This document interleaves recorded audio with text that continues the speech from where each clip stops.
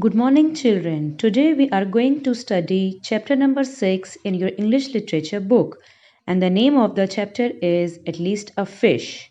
It is written by Anushka Ravishankar. This lesson is about a girl named Anna, and she wanted to get a pup as a pet. But her parents they did not want her to buy a pet.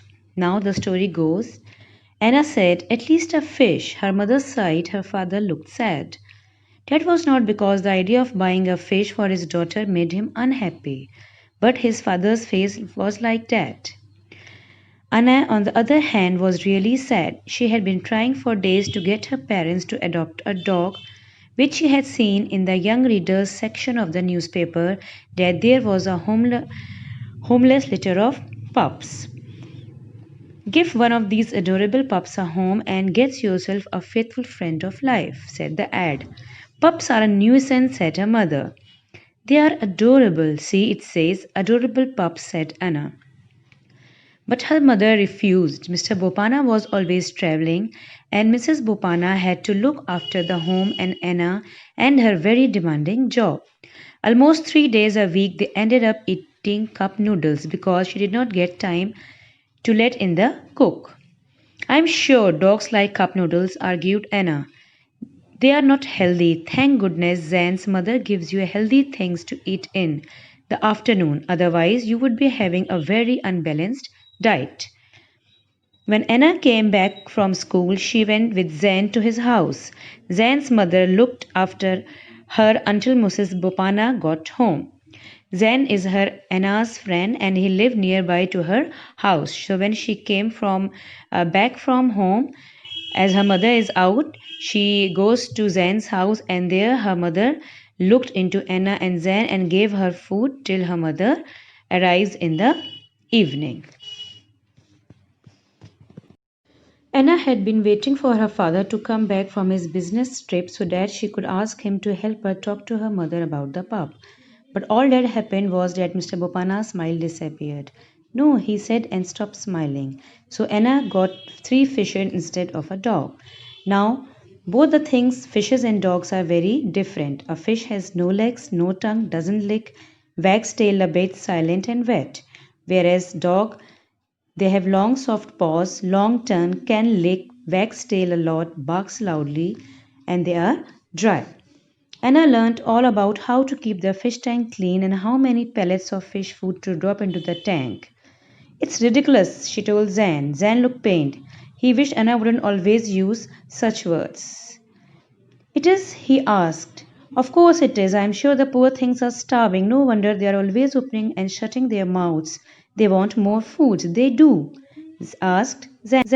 Of course they do. Wouldn't you want more food if someone dropped a little ball of food for you just once a day? Not even a ball, a little marble of food, a little drop of food, said Anna. Zane said, I would starve. See, exactly. But when I tell mother we should give poor Socrates, Plato, and Aristotle some food, she refuses. Anna named her fish as Socrates, Plato, and Aristotle. Why should you give Sock, whoever, and Pluto, and whoever more food? I thought it was the fish that was starving. That's why they are called silly the fish. This one is called Socrates, the fat one is called Plato, and the other one is called Aristotle. Zen thought how silly of her to keep such difficult names. If I would have been the owner of the fish, I would have given the name like Fishy 1, Fishy 2, Fishy 3, or Gouldy 1, Gouldy 2, Gouldy 3. I think you should give them more food, he said. So do I, but my mother hides it, said Anna. Give them something else then. What do fish eat? Seaweed. Give them seaweed. Then he said, "Oh, it just had occurred to him that the sea was about 7 hours ago." He said, "Okay, give them spinach. It just tastes like seaweed." They won't know the difference because they are dumb anyway.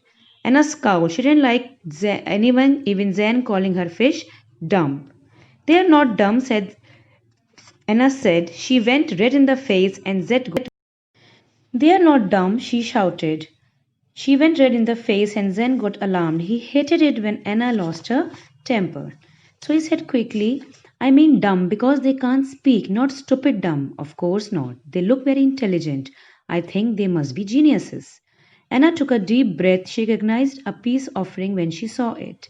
Maybe they do speak, maybe they have a language of their own and only they can hear each other. Zen pushed his nose against the glass and stared at the fish. They were opening and shutting their mouths. I think they are talking to each other. Anna came to look. What do you think they are saying? Said Zen. Zen was very good at this, means he's very good at mimicry and he can make noises of many things like mouse, caw, crow, and now he's uh, taking mimicry of a fish.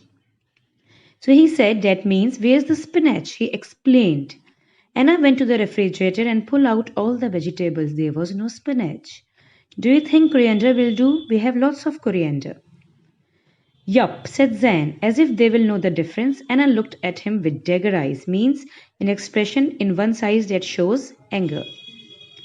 Not because they're not clever, Zen said quickly, but they have never tasted spinach, you know. So Anna and Zen chopped some coriander into little fish-sized bites and dropped them into the tank. They drifted. Drifted means they sank in the bottom of the fish tank, downwards in slow motion. Only Socrates came and poked at a passing strand on his nose. Then he turned away and ignored it. So this was an extract from At Least a Fish. I hope, children, you have all understood the chapter about this, about two friends, Anna and Zan, and about their pets, fishes. Thank you.